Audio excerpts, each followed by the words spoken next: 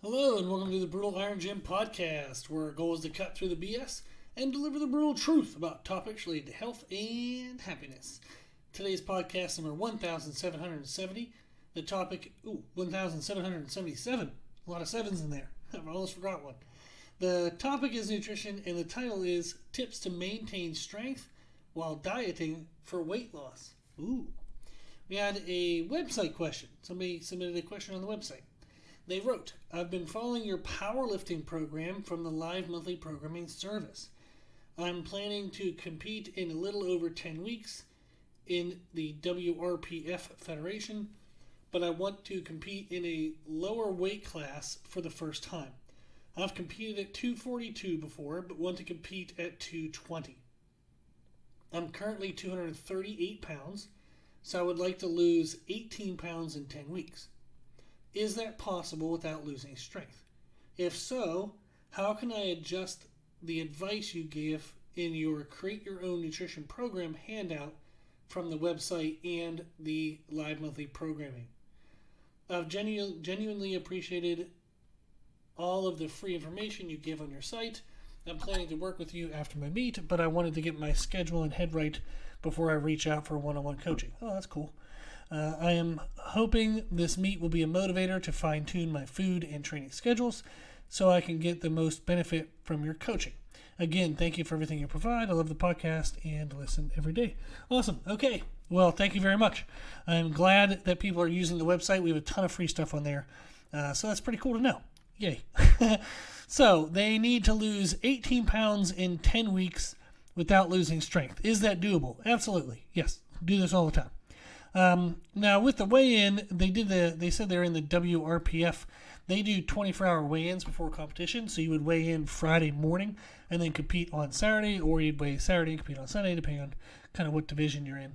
But you get to weigh in 24 hours before the competition. What that means is it's easy to add a water cut the last kind of day right before the weigh-in. So if you weigh in on Friday, you can do a little bit of a water cut Thursday night, be able to drop some water easily to make yourself lighter on Friday, and then just replenish, reeat all day Friday and be fine on the meat. What this means is they don't actually have to be 220 come that weigh-in day. They can actually be a little bit over the day before and then cut off water weight. So it's pretty reasonable, kind of easy. You can make it work to lose about 5% of your body weight during that final week. So if their goal is 220, they could definitely come into the final week weighing 225, 226, and then just take off that extra 5 to 6 pounds like during that last week. So that would be what I would tell them is they don't actually have to go all the way to 220 in the 13 weeks that they have. 10 weeks that they have. They don't have to go all the way down to 220. They can go aim for around 225. So that means instead of losing 18 pounds in 10 weeks, they really only have to lose 13 pounds in 10 weeks. So it's a little over a pound a week. Very easy to do without losing strength. So some tips. Track your calories. Absolutely 100%. You want to know exactly what you're putting in your face all day, every day. A lot of times, especially in powerlifting, people say, well, I just kind of eat the same foods every day. When you're getting close to a meet, and especially if you have a weight goal, don't rely on, expected behavior or what you think is happening. Actually know. So get a tracking app. Chronometer and MyFitnessPal are great, easy ones. But you can use really anything. But you want to track your calories. You want to know without a doubt what is going in your face. The less unknowns you have means the more control you have, and therefore you have less things that can go wrong without you know. Protein, you want to aim for 1 to 1.25 grams per pound of lean body weight. Now, this is not your current body weight, but lean body weight. So if they weigh 238, likely they're dieting down to 220, and they're not going to be probably much leaner than 10% body fat at 220. So that means their lean mass is probably going to be somewhere around 200 pounds, if that. So they want to be consuming around 200 to 250 grams of protein a day. Somewhere in that range is good. What tends to happen is when people cut calories, they tend to cut back protein as well. Don't do that. Keep your protein high so that way you get full maximal recovery during these last 10 weeks of training. So that's a big tip is you want to count your calories. You want to maintain high protein. What this means is you actually want to cut calories from carbs and fats, not protein. So what your total calorie should be, in general, is I would typically have somebody start, like if I picked this person up as a client and I only had 10 weeks to go, and I didn't know what in the world they were eating before they met me. I would aim for 13 times their lean body weight on non-training days, and then 15 times their lean body weight on training days. See how their body responds to that, and then adjust along the way. So at 200 pounds of lean body weight, the non-training days would be 13 times 200, which would be around 2,600 calories. I never have anybody aim for a singular number of calories because it's ridiculous. You're never going to get exactly the same number every day. So I usually do plus or minus 100. However, in this case, we want to be more precise and we have a smaller time frame, so we'll do plus or minus 50. So the target is 2,600 calories. So I would actually give them between 2,550 and 2,650. Then their training days, we would give them a little bit more calories because they're going to be expending more energy on those days. We want to make sure we have maximal performance, so we get the maximal adaptations from the training. So we're going to do body weight times 15, lean body weight times 15. So that would be 200 times 15 is 3,000 calories plus or minus the 50. Gives us a little bit of wiggle room. Then I would have them just follow that for a week and see what the hell happens. Some people will drop a lot of weight right away. Some people don't drop anything. Some people actually might go up. It kind of depends if they've been under eating or overeating or inconsistent eating leading into that first week of being controlled. If they've been under eating, they might go up in water weight, and then that kind of fades back out after that first week. No worries. We don't need to adjust anything. We just kind of see the first week what happens. If they've been inconsistent eating or overeating, then they're going to drop weight pretty quick. So that kind of tells me what they've been doing when I start someone on a nutrition program.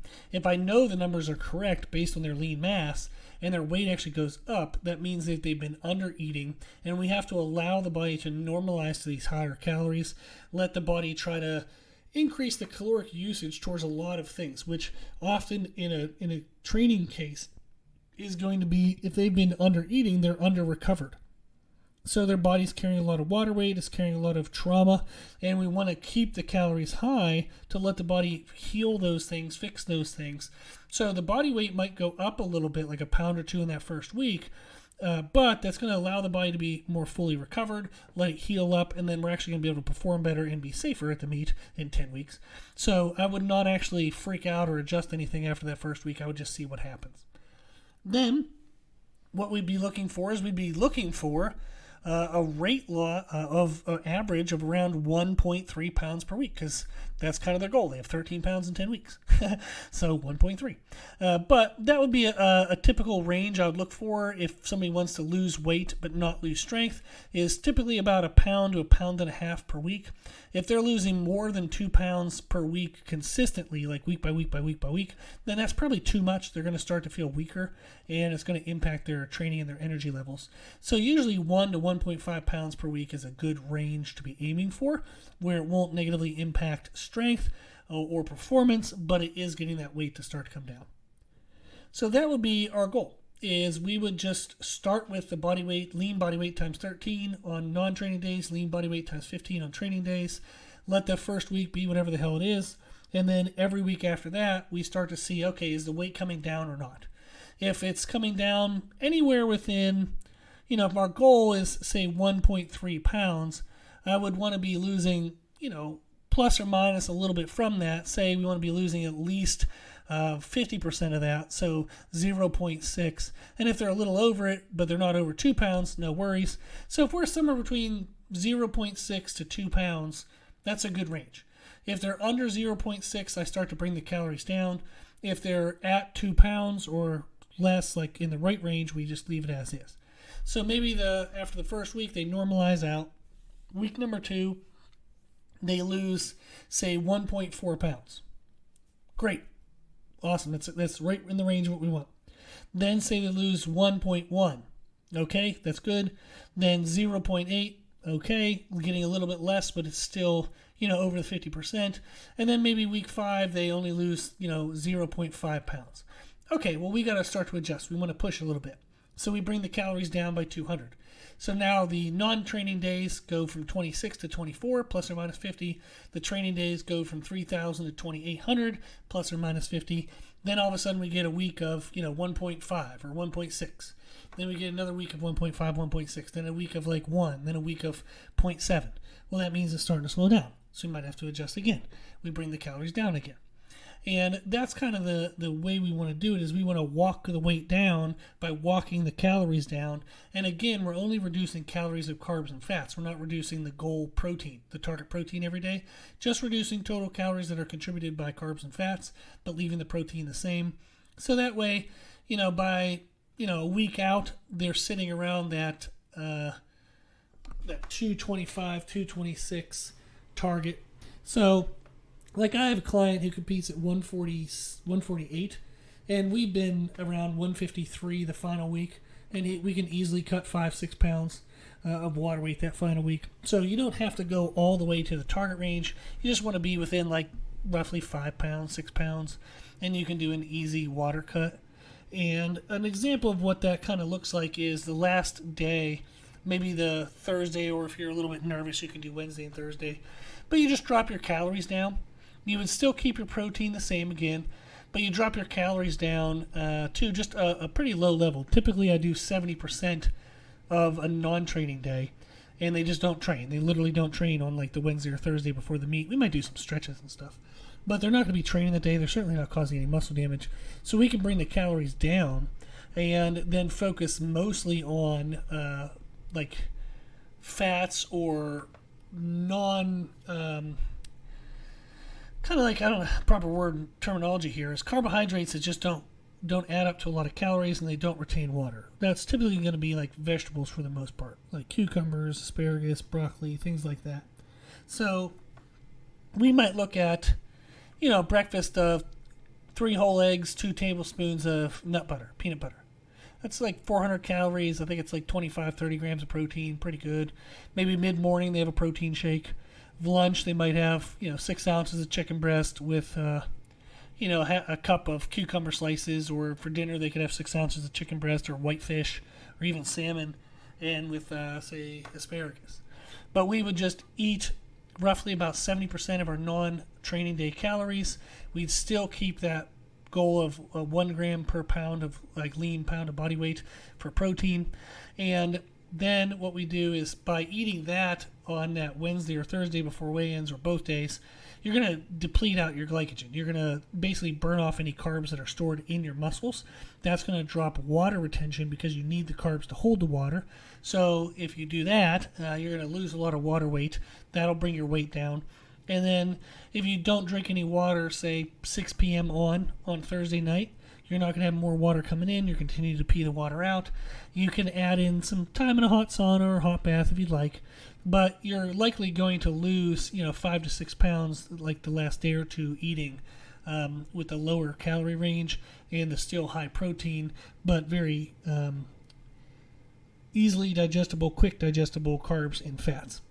And that will bring the weight down a lot because you're depleting glycogen and you're not allowing the body to reform glycogen.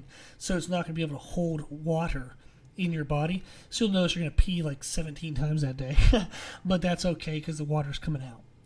So that's kind of how the process looks as a very fast overview. But the general tips for how to maintain strength while dieting for weight loss is to track your calories and protein. Absolutely 100% without any doubt. Know what is happening. Know what you're eating. Everything. As you need to reduce calories to push your weight down, reduce carb and fat calories only. Maintain protein at 1 gram per pound of lean body weight, or even up to like 1.25. And you want to reduce calories, the carbs and fat calories, from the meals away from your training. Don't get rid of the carbs and fats that are associated with pre-workout, intra-workout, or right after post-workout. Try to take the carbs and fats away from your other meals. So that way you still have maximal performance in your workouts. You still have as best of recovery as you can between your workouts. And then you can also use a small water cut the final days. So that way you don't feel like you have to over diet into the meat and actually be your targeted weight from pure fat loss. You can actually do water manipulation at the end. So that's a quick rundown. Thought it might just be fun to share what that process kind of looks like. and that it's just a slow process. You're just watching the weight and adjusting as you need per week, but you just take it step by step by step. Very calm. Keep it simple, so that way you don't over diet, crush your performance, crush your motivation, and crush your recovery. Then all of a sudden you're going into meet, you feel like crap, you look like crap, and you're just tired and sore and everything hurts. So you want to make sure you're adjusting your nutrition at a proper controlled rate so you maximize your performance, your adaptations, and your recovery all the way into the meet. Okay. If you have any questions, if you need anything, just let me know. My email is brutalirongym@gmail.com. We do have one-on-one coaching services. We have nutrition only. We also have nutrition and training. We have that live monthly programming service that the person mentioned. We have a lot of free stuff on the website as well as services. So you check all that out at www.brutalirongym.com. Cool. Well, if you like the podcast, please share the podcast. If you like the podcast, please consider donating to support the podcast, which you can do on our website. Also, if you like the information we share in the podcast, you can find more from us on our social media channels. You can find us and follow us on Instagram and YouTube under the name Brutal Iron Gym. As always, I hope this was helpful, and thank you for listening.